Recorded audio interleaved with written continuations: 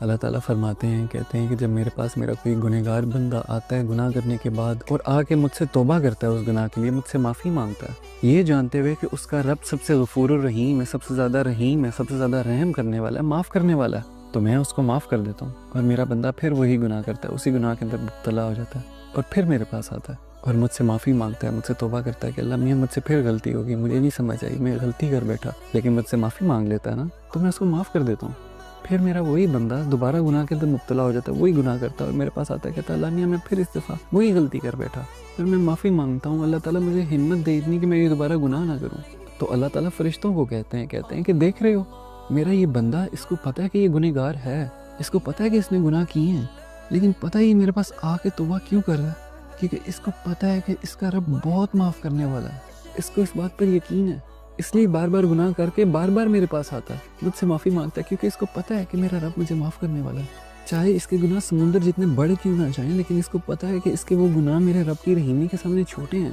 تو فرشتوں تم گواہ رہو کہ میں نے اس کے ہر گناہ کے اوپر اس کو میں نے معاف کیا۔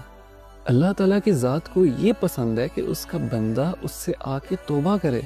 کیونکہ اللہ کو یہ پسند ہے کہ جب کوئی بندہ غلطی کرتا ہے نا تو اللہ کے پاس جا کے معافی مانگتا ہے، اللہ کو یہ ادا بڑی پسند ہے کہ اس کے پاس اس کا کوئی بندہ آئے اور اس سے معافی مانگے۔ شیطان میں اور حضرت آدم میں یہی تو فرق ہے کہ شیطان نے غلطی کی اور اس پر اڑ گیا، پر حضرت آدم نے غلطی کی اور انہوں نے اللہ تعالیٰ سے بار بار اس پر توبہ مانگی، اللہ تعالیٰ سے معافی مانگی، یہی تو ایک فرق ہے۔